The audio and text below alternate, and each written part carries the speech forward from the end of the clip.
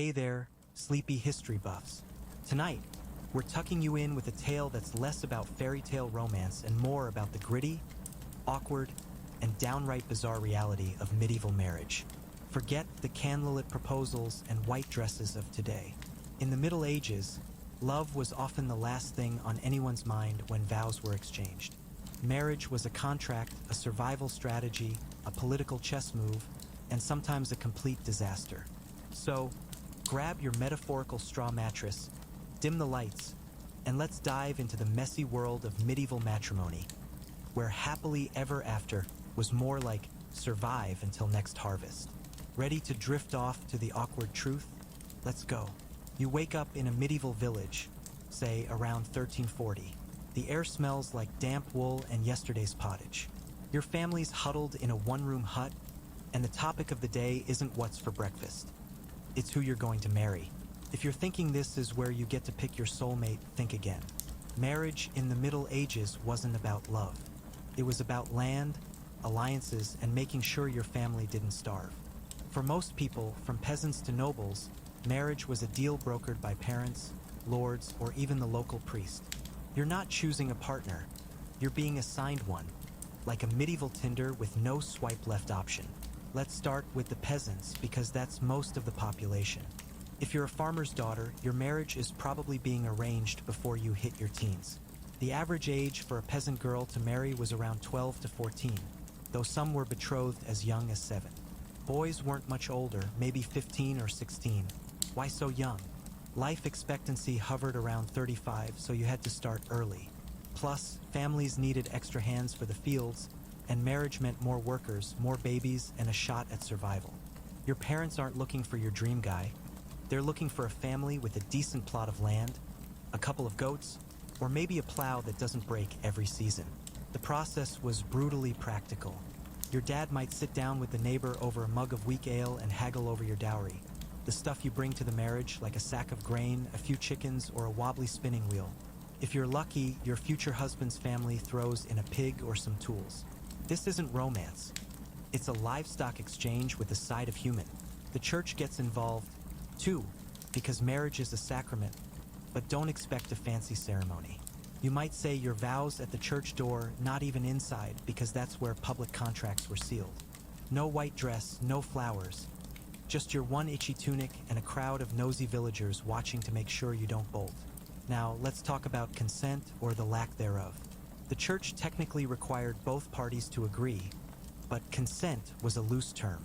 If your parents said you're marrying the miller's son, who smells like flour and has a questionable rash, you didn't exactly have a veto. Saying no could mean a beating, disownment, or being shipped off to a convent if you were a girl. Boys had a bit more wiggle room, but not much. Refusing a marriage could tank your family's reputation or land deals, so pressure was intense. You might meet your spouse for the first time on the day of the betrothal, or worse, at the altar. Imagine locking eyes with a stranger who's now your life partner, and all you know about them is they own 2 cows and a bad temper. For nobles, it's even less romantic, if that's possible. Marriage was a geopolitical strategy. Kings, dukes, and lords used their kids like pawns to secure alliances, end wars, or grab territory. Take Eleanor of Aquitaine, for example. In 1137, at age 15, she married Louis VII of France to merge her massive duchy with his crown. It wasn't about love. It was about power. When that marriage fell apart, she married Henry II of England, bringing her lands to him instead. Her feelings? Irrelevant. Her value was her inheritance. Noble girls were often shipped off to foreign courts, sometimes as young as 10, to marry men they'd never met, in languages they didn't speak, all to seal a treaty. Even the ceremony itself was more about property than passion. The dowry for nobles could include entire estates, gold, or even a castle. The bride's family might negotiate for months to ensure the groom's family paid a bride price or provided military support. The wedding wasn't a party. It was a public contract signing, often followed by a feast where everyone got drunk on mead, while the couple was expected to consummate the marriage ASAP. Why the rush? Because until the marriage was sealed, it could be annulled, especially if someone wanted to weasel out of the deal. No pressure, right? Speaking of consummation, let's get to the awkward part. The church had a lot to say about sex and marriage. It was a duty, not a pleasure. You were supposed to do it to make babies, not because you felt like it. But everyone, from the priest to your nosy cousin, was obsessed with whether it happened. In noble marriages, there might even be witnesses to make sure the deed was done. Imagine trying to get intimate while a room full of lords and clergy are taking notes. For peasants, it was less formal but no less public. Your whole family slept in the same room, so privacy was a fantasy. The straw mattress creaked, the goats bleated, and your little brother probably made rude comments. But here's the kicker: love wasn't part of the equation. The church taught that romantic love was dangerous, even sinful. Marriage was for procreation and social order, not feelings. If you fell in love with someone else, tough luck. Adultery was a sin, and for women it could mean public shaming, imprisonment, or worse. Men got more leeway, shocker, but even they faced social fallout if they strayed too openly. Yet, despite all this, people still found ways to sneak in some romance, even if it meant risking everything. Forbidden love stories, like those of troubadours singing about unattainable ladies, were all the rage, but they rarely ended well in real life. So, as you lie there in your medieval hut, staring at the leaky roof, you realize marriage isn't about you. It's about survival, land, and making sure your family doesn't end up begging in the street. You might grow to like your spouse, or you might spend your life dodging their bad breath and worse habits. Either way, you're stuck, bound by vows, family pressure, and a society that sees you as half of a contract, not a person with dreams. Welcome to medieval marriage, where I do really means I have no choice. All right, let's keep trudging through the muddy fields of medieval marriage. You're still in that drafty hut, the straw mattress poking you like it's got a personal vendetta, and you're starting to realize that saying "I do" was just the beginning of a lifelong endurance test. Marriage in the Middle Ages wasn't a one-day event. It was a daily grind that shaped every part of your existence, from what you ate to how you prayed. So, let's roll up our sleeves and explore what life was like after the vows, where the real awkwardness of medieval matrimony kicked in. Spoiler, it's not exactly a honeymoon. Once you're married, your role in the household is set in stone, especially if you're a woman. If you're a peasant wife, your days revolve around keeping the family alive.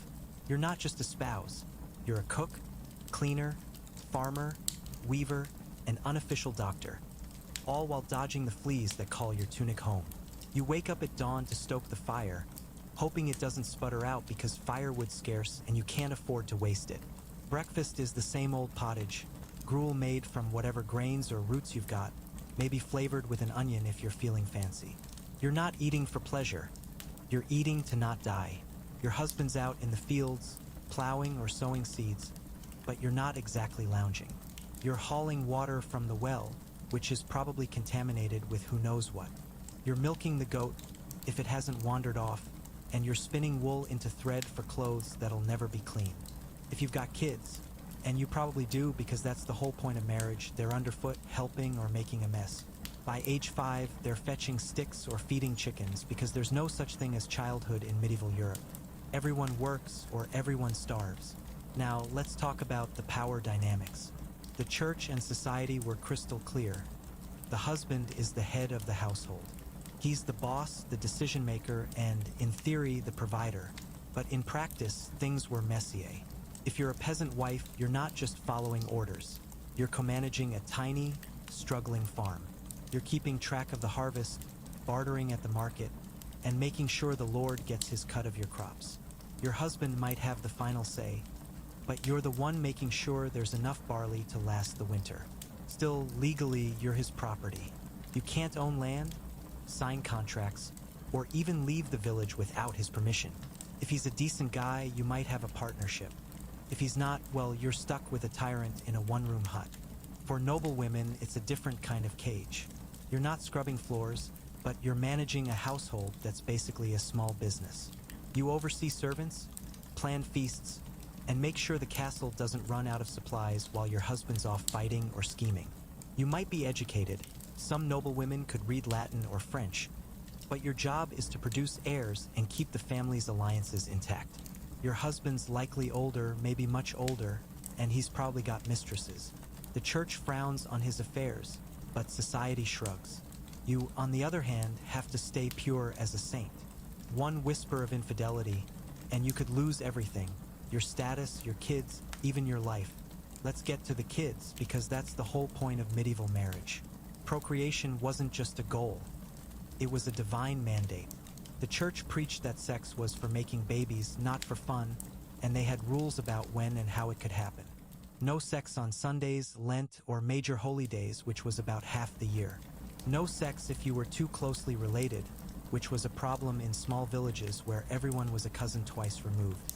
And definitely no sex outside marriage, though, as we'll see, people broke that rule constantly. If you're a peasant, kids are your workforce. More hands mean more help in the fields, so you're expected to pop out as many as possible, starting young. Pregnancy was dangerous. Childbirth was a leading cause of death for women. No hospitals, no epidurals, just a midwife, some herbs, and a lot of prayers. Noble couples faced even more pressure. If you're a noblewoman, your job is to produce a male heir to carry on the family name and lands. No heir? That's a crisis. Your husband might petition the church for an annulment, claiming the marriage was never valid. Annulments were a favorite loophole for nobles who wanted to ditch a wife who couldn't deliver. Take King Henry VIII, centuries later but still relevant. He went through 6 wives chasing that male heir. In the Middle Ages, the stakes were just as high. If you did produce an heir, your job wasn't done. You had to raise them to be loyal, marry them off strategically, and pray they didn't die of plague before they could inherit. Now, let's talk about the bedroom, because it's not what you think. Privacy, non-existent. In a peasant hut, you're sharing a bed with your spouse, maybe a kid or two, and a few fleas for good measure. The walls are thin, if they exist at all, and your neighbors can hear everything. Noble couples might have a separate chamber, but servants are always lurking, and the bed itself is a status symbol, piled with furs and curtains to show off wealth, not to create intimacy. Sex was a duty, and the church had a whole manual on how it should go. Missionary position only, please. Anything else was unnatural and sinful. But people weren't robots. Diaries and court records show couples got creative. Rules be damned, though they risked a priest's wrath if caught. What about love? It happened, but it was rare and risky. Some couples grew to care for each other over years of shared struggle. A peasant husband might appreciate his wife's knack for stretching a sack of turnips through winter. A noblewoman might admire her husband's skill in dodging assassins. But romantic love was a dangerous spark. The church warned it could lead to idolatry, putting your spouse above God. And if you fell in love with someone who wasn't your spouse, that was a recipe for disaster. Adultery cases filled church courts.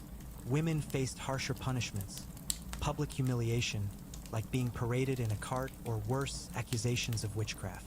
Men might get a fine or a stern lecture, but they rarely faced the same shame. Yet, love stories persisted. Take the tale of Abelard and Heloise, a 12th century scandal. Abelard, a brilliant scholar, fell for his student Heloise. They secretly married, but her family wasn't thrilled. After a brutal attack on Abelard and pressure from the church, they were forced apart. She to a convent, he to a monastery.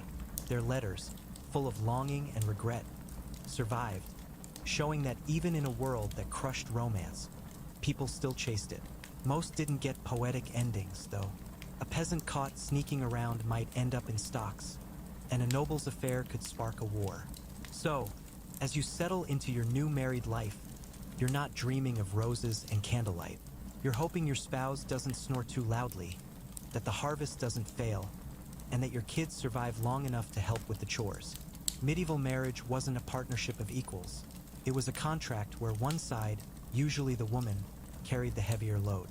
You're bound by duty, not desire, and the whole village is watching to make sure you stick to it. Now that you're knee-deep in the muck of medieval marriage, let's wander into the thornier corners of this institution.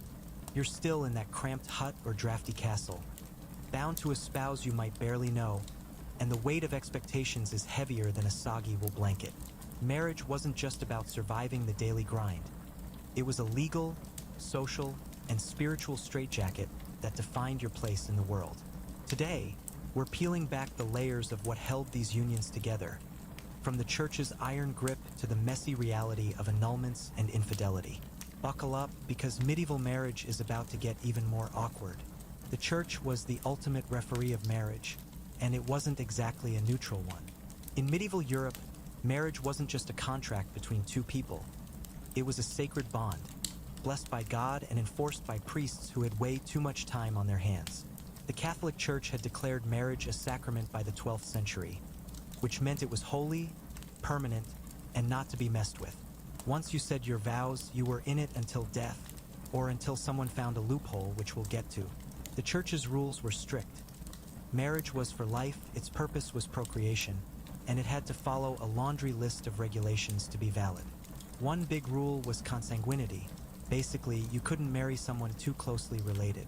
Sounds reasonable, except the church's definition of too close was absurdly broad.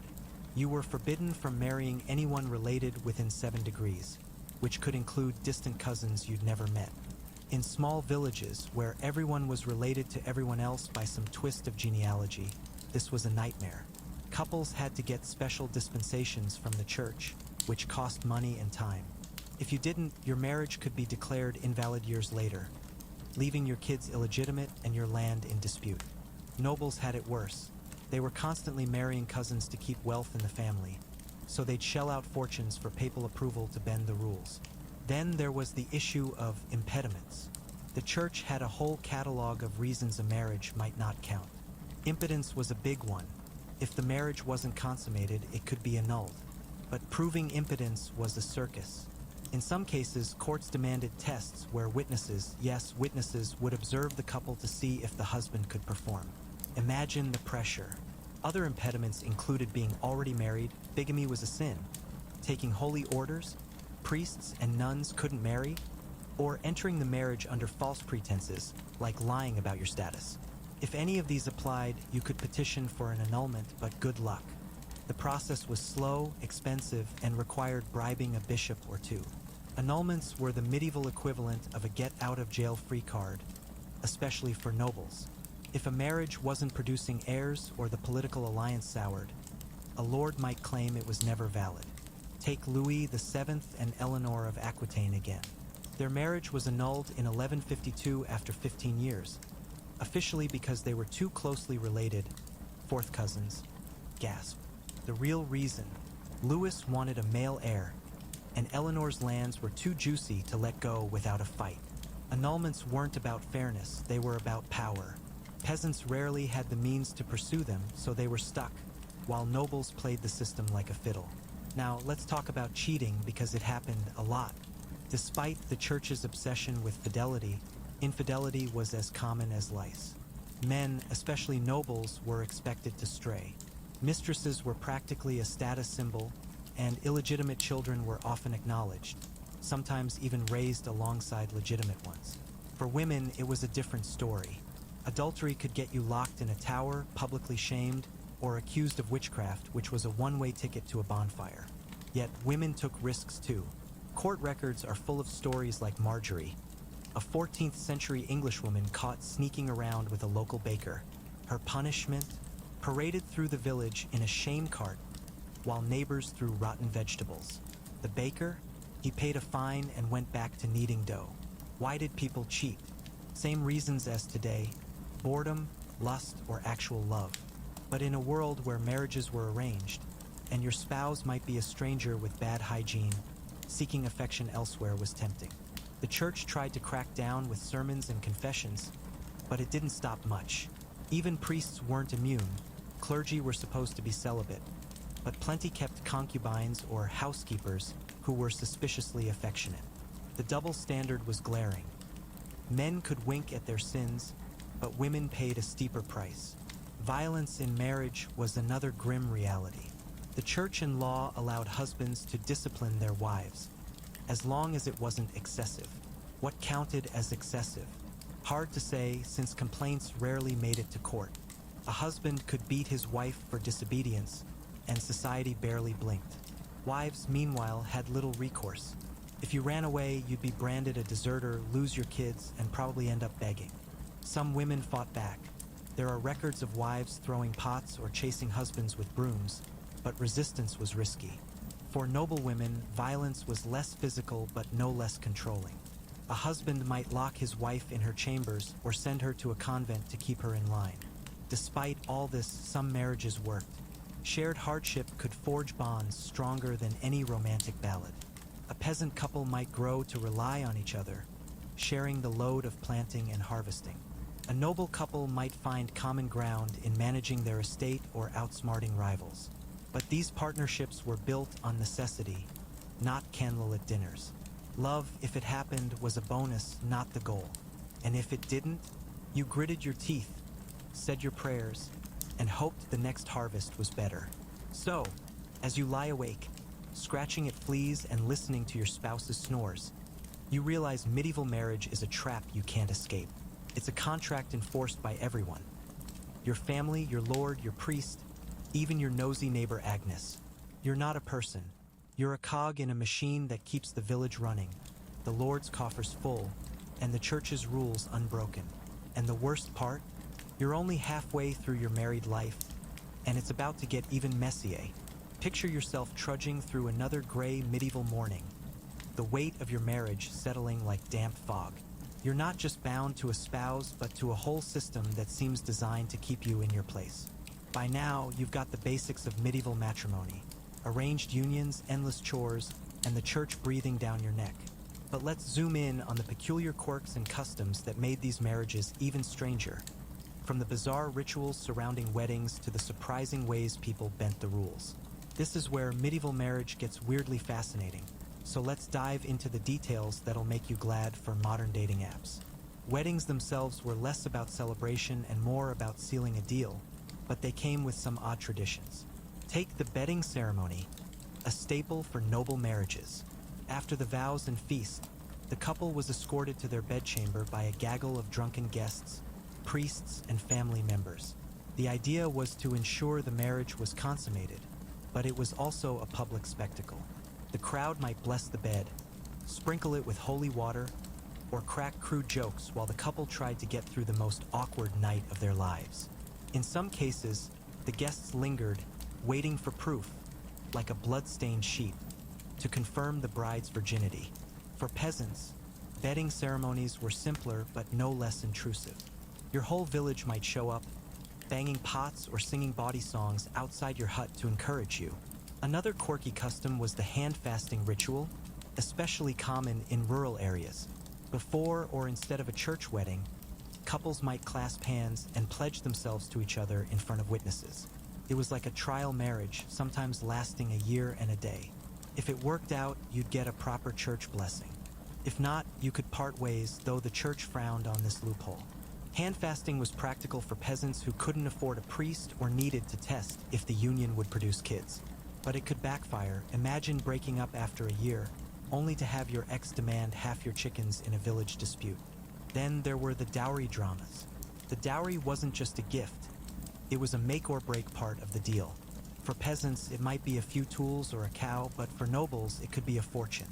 If the bride's family couldn't deliver, the marriage might collapse. In 1308, the marriage of Isabella of France to Edward II of England nearly fell apart because her dowry payments were delayed. The groom's family could also stiff the bride.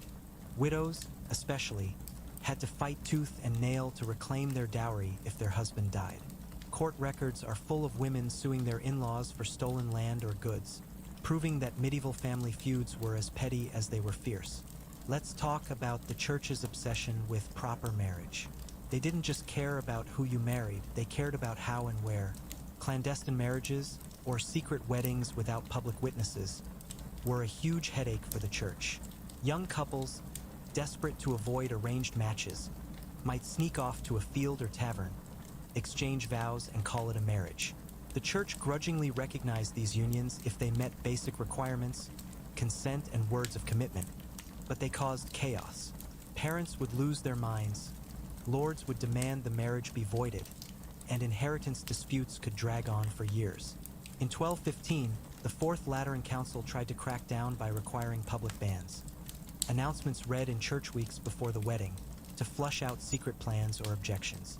But people were sneaky. Take the case of Marjorie Paton, a 15th century Englishwoman who secretly married her family's bailiff, Richard Caillé. Her parents were furious. She was supposed to marry up, not wed a servant. They tried to annul the marriage, claiming it wasn't valid, but Marjorie stuck to her story, and the church backed her.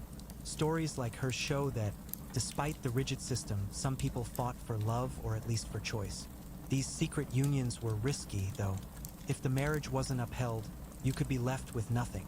No dowry, no status, and a ruined reputation, especially if you were a woman. Widowhood added another layer of complexity. If your spouse died, you weren't necessarily free. For noble women, widowhood could mean power, control over lands, money, or even a castle.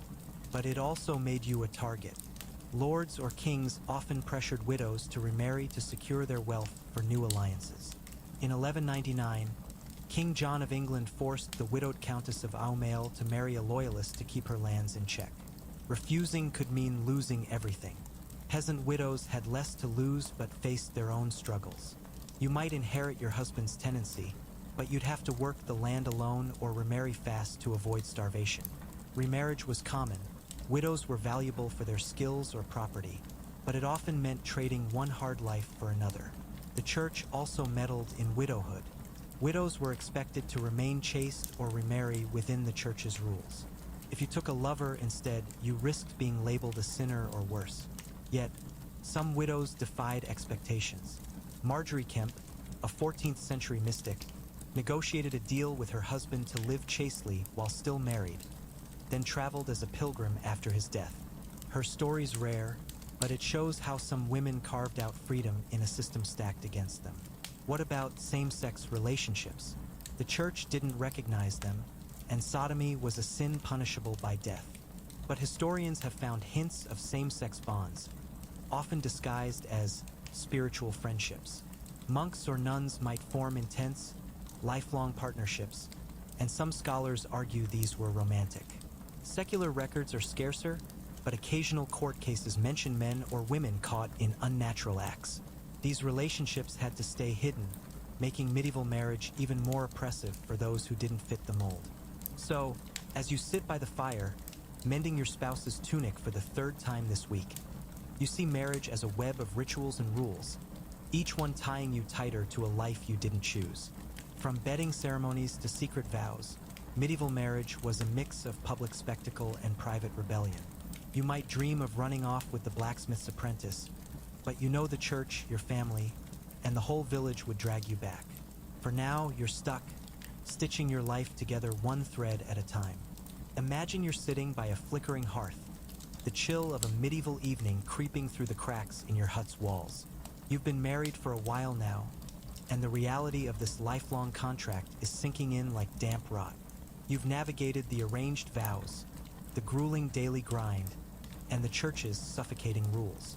But now, let's turn to the social stage where medieval marriage played out, the public spectacle, the gossip, and the constant scrutiny that made your union everyone's business. This is where marriage becomes less about you and your spouse and more about the village, the Lord, and the ever-watchful eyes of God.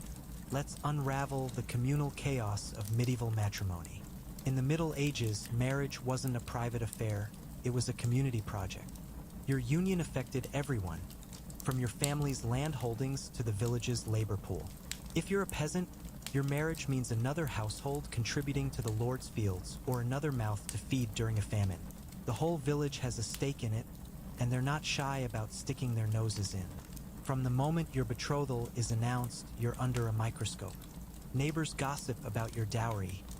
Did your family skimp on the goats? They speculate about your spouse's health. Is he strong enough to plow? Or does she look fertile? Even your wedding is a public event, held at the church door so everyone can witness the deal being sealed. This scrutiny doesn't stop after the vows. Every aspect of your marriage is fair game for commentary. If you're not pregnant within a year, the village whispers about barrenness or curses. If your husband drinks too much ale and slacks off, the neighbors judge you for not keeping him in line. If you're a wife who talks back, you're a scold, and the local busybody might report you to the priest. Church courts, called consistories, were like medieval reality TV, airing everyone's dirty laundry. They handled disputes over adultery, impotence, or even who owed what in a dowry. In 1370s York, a woman named Alice was dragged to court because her neighbors claimed she was unruly and refused to obey her husband. Her defense? He was lazy and smelled like a pigsty. The court didn't care much for her sass. She was fined and told to behave. For nobles, the public stage was even grander and more cutthroat. Your marriage wasn't just a family matter.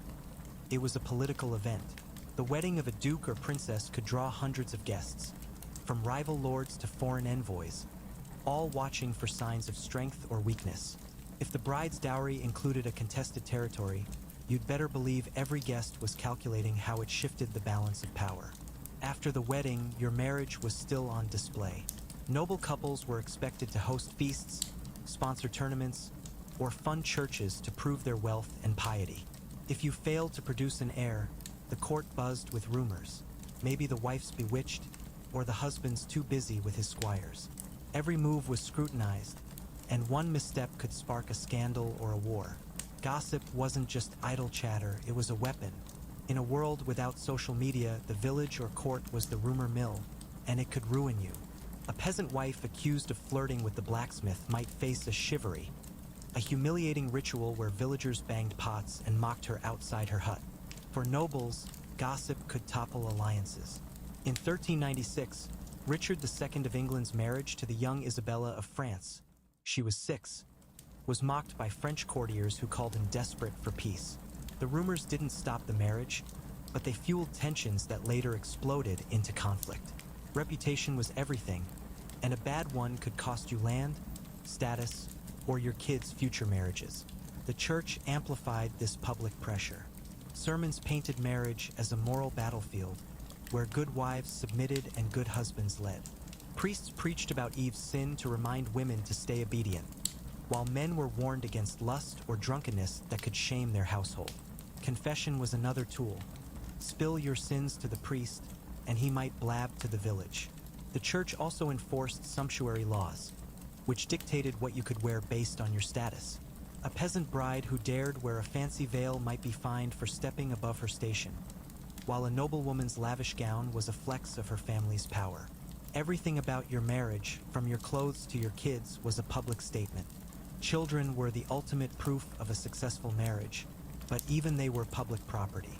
A peasant's kids were future workers for the Lord, so the community cared if you had too few or too many. Noble heirs were pawns in the alliance game, betrothed before they could walk. In 1180, Philip II of France was engaged to a Danish princess at age 15, a move to secure trade routes. His feelings? Nobody asked. If your kids misbehaved, it reflected on your marriage. A rebellious son might be sent to a monastery, while a wayward daughter could be locked away to save the family's honor. What about divorce? Forget it. The church didn't allow it. Marriage was for life. The closest you could get was a separation of bed and board, where you lived apart but stayed legally married. This was rare and only granted for extreme cases like cruelty or heresy. Peasants couldn't afford the legal fees, so they just endured. Nobles might pull it off, but it was a scandal.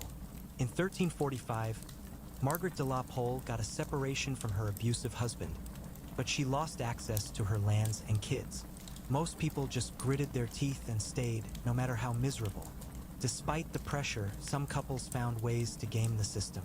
Clerical marriages were a gray area.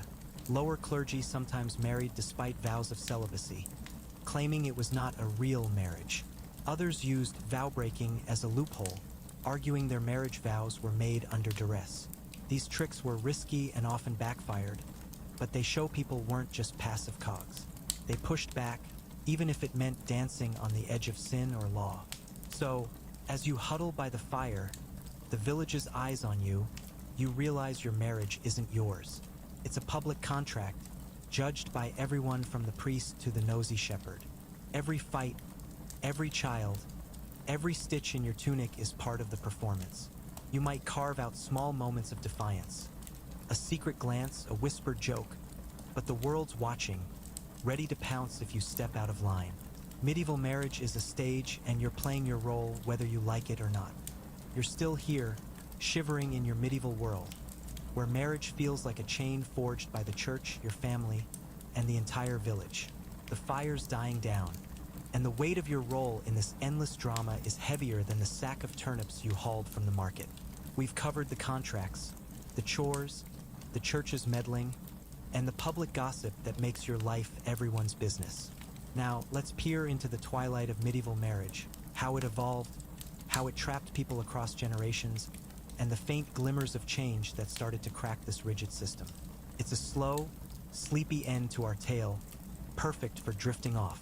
By now, marriage in the Middle Ages was less about love and more about survival, power, and keeping the social order intact.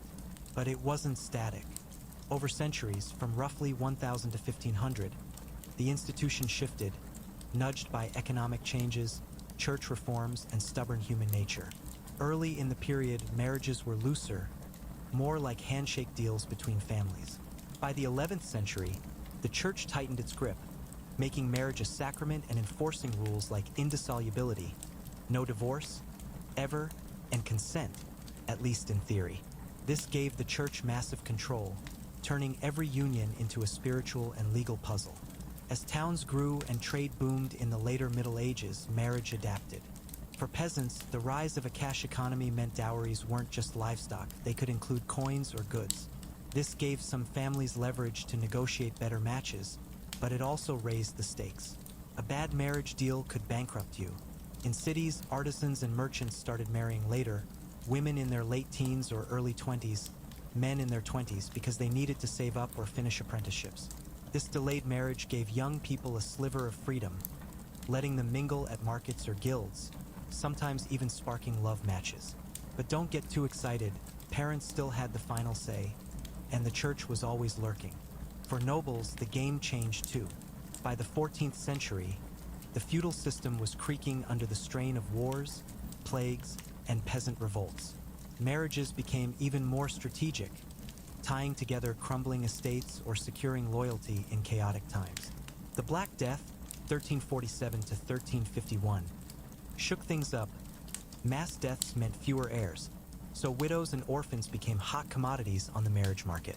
A noble widow with a juicy estate could find herself hounded by suitors, while a peasant widower might remarry fast to replace lost labor. The plague also made people question the church's ironclad rules.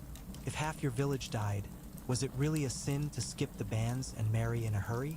Inheritance was a constant headache. Marriage was supposed to pass land and wealth smoothly to the next generation, but it often sparked feuds. If a couple had no sons, daughters could inherit, but their marriages had to be carefully managed to keep the land in the family. In 1290, the death of Margaret, Maid of Norway, a 7-year-old heiress to the Scottish throne, threw Scotland into chaos because her betrothal to an English prince hadn't been finalized. For peasants, inheritance was simpler but no less fraught. If you died without kids, your land might revert to the lord, leaving your spouse to beg. This pressure to produce heirs kept the marriage machine grinding. What about those who didn't fit the mold? Not everyone married despite the pressure. Some chose or were forced into religious life.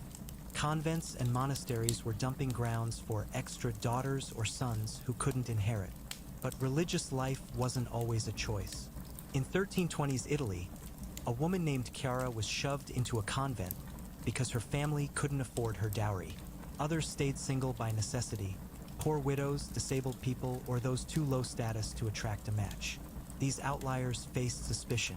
A single woman was a problem, often accused of witchcraft or loose morals. Single men had it easier but were still seen as shirking their duty to society. Love, that pesky spark, kept creeping in. By the late Middle Ages, courtly love, a romantic ideal born in noble circles, started trickling down. Troubadours sang of knights pining for unattainable ladies, and while it was mostly poetic fluff, it planted seeds. In 1470s England, the Paton family letters show couples flirting and negotiating their own matches, even against parental wishes. The church still insisted love was secondary, but people were starting to disagree. These shifts were slow, like a cart stuck in mud, but they hinted at a future where marriage might be more than a contract. The end of the Middle Ages brought bigger cracks.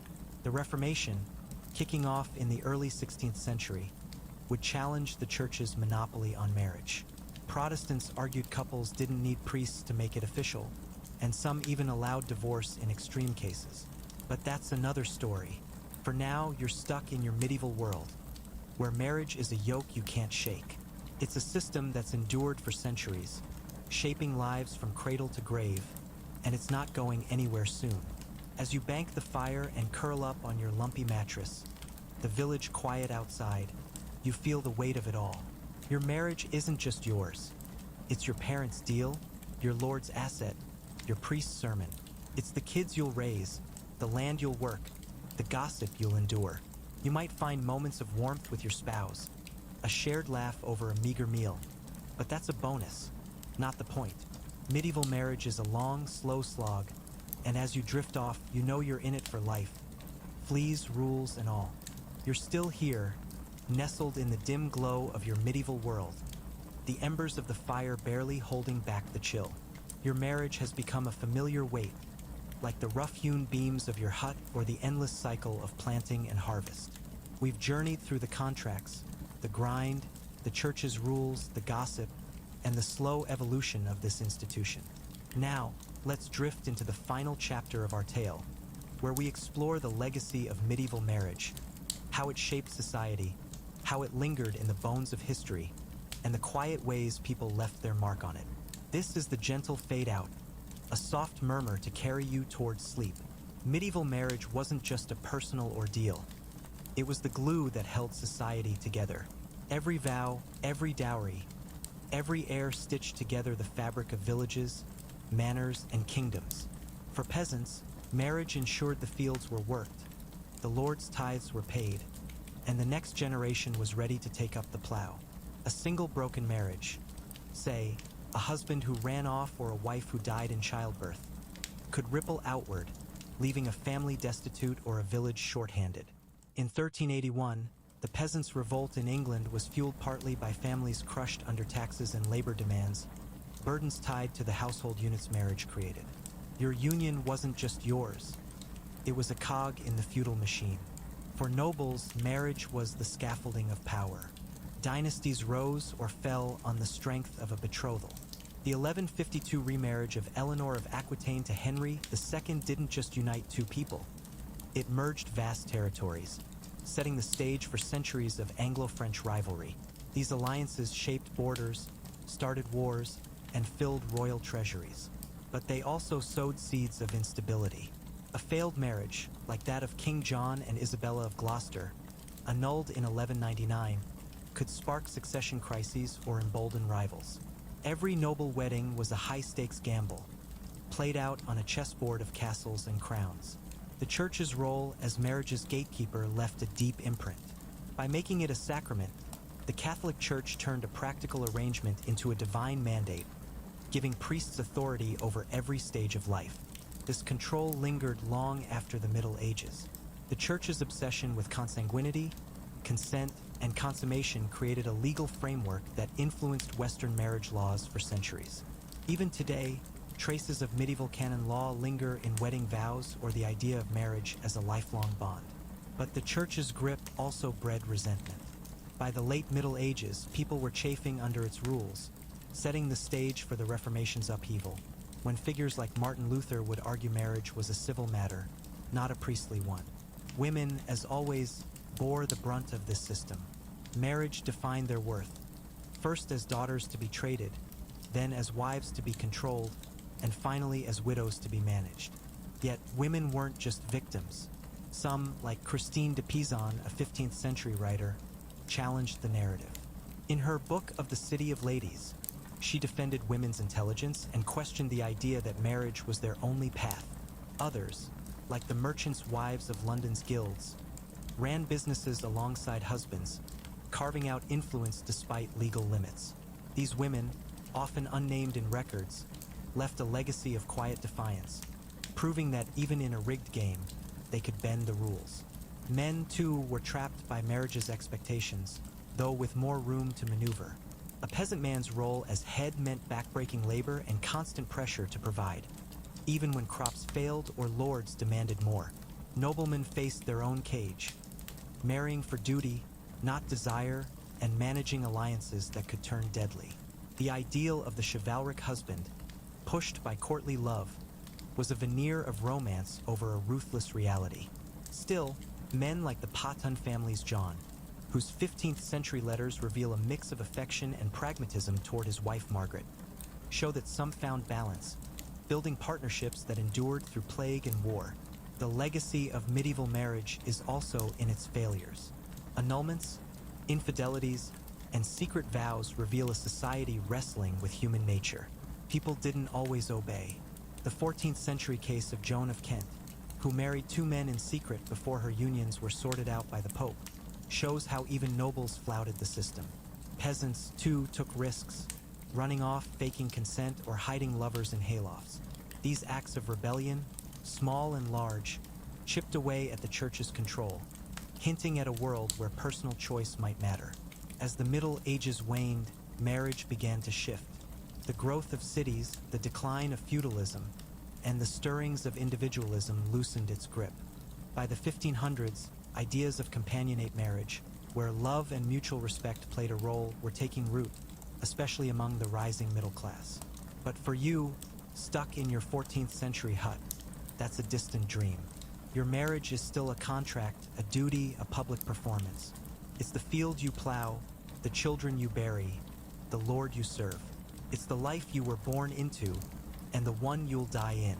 So, as you pull your thin blanket tighter, the night settling over the village, you let the weight of medieval marriage fade. It's a story of endurance, of people bound by rules but still human, laughing, fighting, loving in stolen moments. The fire's out now, the world quiet except for your spouse's soft breathing. You close your eyes, carried by the slow rhythm of history, and drift into sleep, leaving the Middle Ages behind.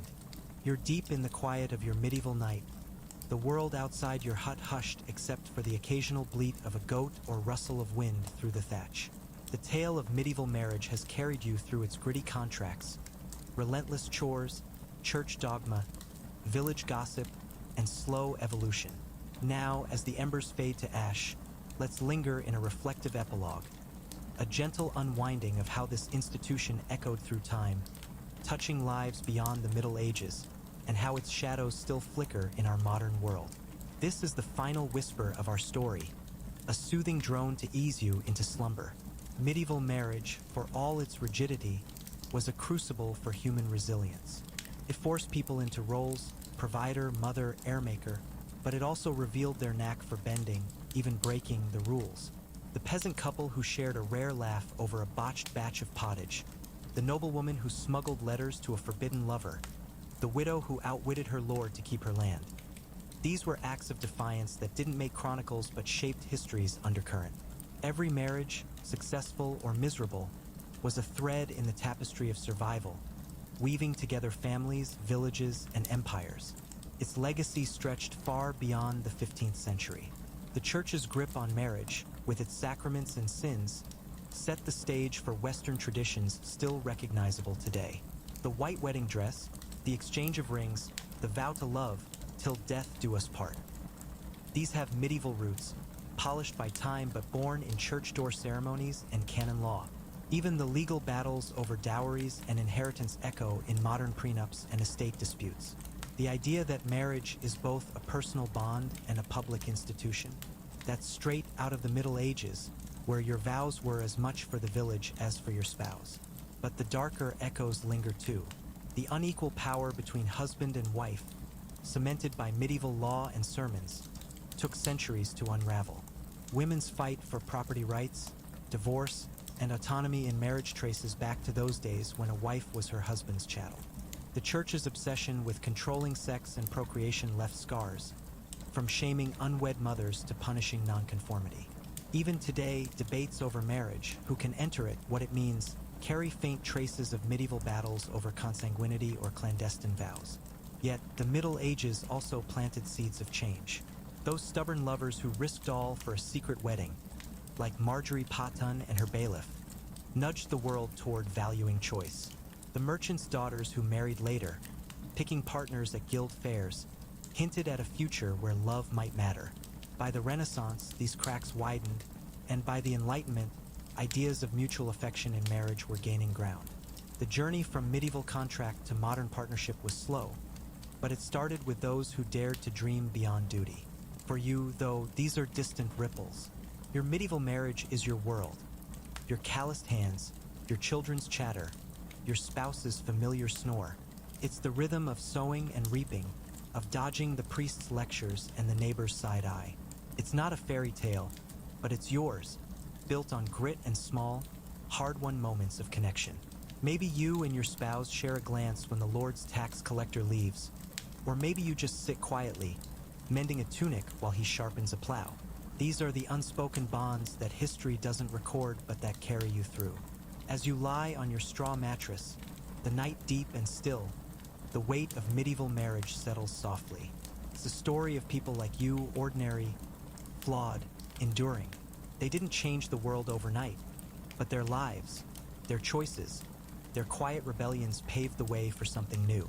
The village sleeps, the stars unseen above the clouds, and you let the tale fade, a gentle hum of history blending with your breath. Sleep now, carried by the slow pulse of the past, where every marriage, every life, was a step toward tomorrow. The Middle Ages are behind you, and the night is yours. You're tucked into the stillness of your medieval night, the world beyond your hut a velvet hush, broken only by the faint creak of a settling beam or the distant hoot of an owl. The saga of medieval marriage has wound through its harsh realities. Arranged vows, endless toil, church control, village scrutiny, and its slow evolution into something faintly modern. We've lingered on its legacy, how it shaped societies and whispered into our present. Now, as the darkness deepens, let's drift into a final, quiet reflection. A meditative close that ties the threads of the story to the human heart. A soft lullaby to carry you fully into sleep. Medieval marriage, at its core, was a mirror of life itself. Unforgiving, practical, yet threaded with moments of stubborn humanity. It was the plow cutting through frozen earth, the dowry haggled over warm ale, the child born amid prayers and pain. It was the noblewoman brokering peace with her betrothal, the peasant wife stretching a handful of barley to feed her family. These were not stories of romance, but of endurance, of people carving out meaning in a world that offered little choice. Every couple, from the humblest serf to the grandest duke, was bound by the same truth. Marriage was less about them and more about the web they wove for others. Think of the countless lives lost to history, their names unrecorded but their impact enduring. The miller's daughter who taught her children to read by scratching letters in the dirt, the knight who spared a rival for his wife's sake, the widow who replanted her fields after a flood.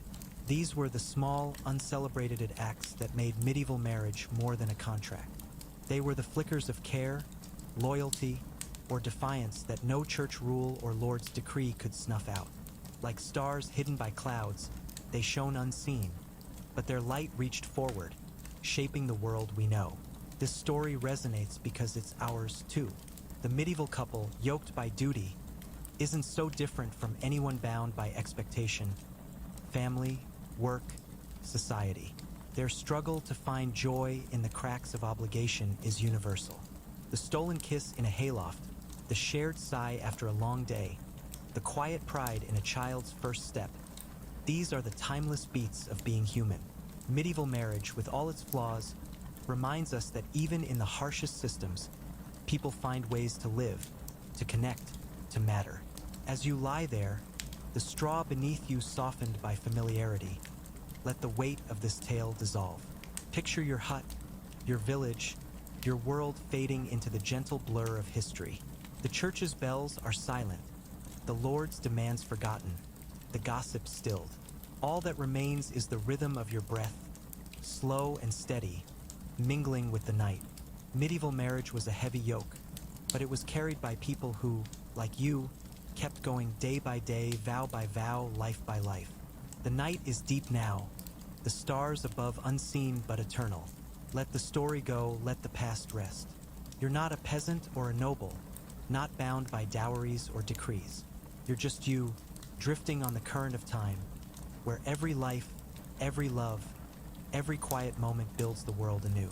Sleep comes softly, a warm tide pulling you under, and the Middle Ages slip away, leaving only peace. The medieval night has fully enveloped you, a deep, quiet embrace where the world feels both vast and intimate. Your hut is a cocoon of shadows, the straw beneath you a familiar cradle, and the faint sounds of the village. A dog's bark, the wind's sigh, blend into a soothing hum. We've wandered far through the labyrinth of medieval marriage, from its cold contracts and relentless duties to its gossip-fueled stage, its slow evolution, and its enduring echoes. Now, as the hour grows late and sleep beckons, let's weave one last thread, a final, whispered meditation on the invisible lives that pulsed within this institution, a gentle farewell to carry you into dreams. Medieval marriage was a structure of stone, unyielding, built to last, but it was lived by people of flesh and blood, each with their own unspoken hopes, fears, and fleeting joys. These were the lives that didn't make it into the chronicles or church rolls, the ones too small for history's gaze. The blacksmith's wife who hummed a tune while mending nets, the squire who carved a wooden toy for his newborn, the dairymaid who slipped an extra loaf to a hungry neighbor. These were the heartbeats of marriage, the quiet acts that held the world together. They didn't change kingdoms or rewrite laws, but they were the mortar between the stones, binding families and communities through centuries of hardship.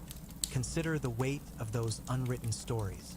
Every marriage was a universe of moments, arguments over a lost sheep, hands clasped during a storm, a shared glance when the priest droned on too long. These were the threads that wove resilience into the fabric of the Middle Ages. A couple might never speak of love, but they'd stand shoulder to shoulder against famine, plague, or a lord's wrath. Their bond wasn't sealed by romance, but by survival, by the stubborn choice to face another dawn together. In a world that demanded obedience, these quiet partnerships were a kind of rebellion, a refusal to be wholly crushed. This humanness is what lingers. Medieval marriage, for all its oppression, couldn't stamp out the spark that makes us us. The church could preach duty, the Lord could demand labor, the village could gossip, but people still found ways to carve out meaning. A peasant might whisper a lullaby to a child, weaving dreams of a better life. A noblewoman might pen a poem in secret, her words a fleeting escape from her gilded cage. These were the victories no one saw, the ones that didn't topple empires but kept the human spirit flickering. And isn't that the thread that ties us to them? We, too, live in systems, rules, expectations, pressures that shape our choices. We, too, find meaning in the small things. A kind word, a shared laugh, a moment of connection that defies the grind. The medieval couple, bound by their vows, weren't so different. They remind us that even in the darkest times, there's room for light, however faint. Their marriages, built on necessity, still held space for humanity, for the messy, beautiful truth of being alive. As you rest there, the night a soft blanket around you, let the story of medieval marriage slip away. Imagine the village fading, the hut dissolving into mist, the plow, the dowry, the church's bells. They're gone, leaving only silence. You're no longer tied to that world, no longer a piece in its relentless game. You're just here, now, carried by the current of countless lives that came before, each one a step toward the present. You're cradled in the hush of your medieval night, the world beyond your hut a soft, inky void where time feels suspended. The straw beneath you is a familiar anchor, the air heavy with the scent of earth and embers long gone cold. We've roamed the sprawling tale of medieval marriage, its ironclad contracts, its grueling demands, its watchful church, its gossiping villages, its slow thaw, and its quiet human pulse. We've traced its echoes into the present and lingered on the unnamed lives that gave it breath. Now, as the night stretches deeper, let's slip into one final, tender reverie. A whispered ode to the fleeting moments that made those marriages more than their chains. A last lullaby to guide you gently into sleep. Medieval marriage was a fortress of duty, its walls built from necessity and sealed with vows no one dared break. But within those walls, in the cracks where sunlight slipped through, people lived. They were not the heroes of sagas or the saints of stained glass. They were ordinary, flawed, weary, yet fiercely alive. The shepherd who whittled a spoon for his wife's birthday. the seamstress who stitched a secret pattern into her husband's cloak, the lord's daughter who hid wildflowers in her chamber to remember a summer's day. These were the sparks that no law could smother. Their marriages were not love stories, but they were life stories, etched in small gestures that whispered, "We are here." Imagine them, these forgotten souls, moving through their days. A farmer pauses to watch his wife braid their daughter's hair, a fleeting warmth in his chest. A merchant's widow counts her coins by candlelight, dreaming of a journey she'll never take. A couple, bent by years, share a crust of bread in silence, their hands brushing not from passion but from habit, worn smooth by time. These moments didn't shift empires or rewrite scripture, but they were the pulse of medieval marriage, the proof that even in a world of plow and prayer, people found ways to be more than their roles. Their lives speak to us across centuries because they mirror our own. We, too, navigate systems that bind us, deadlines, duties, the weight of what's expected. We, too, seek meaning in the margins. The coffee shared at dawn, the joke that breaks a tense day, the quiet pride in a job done well.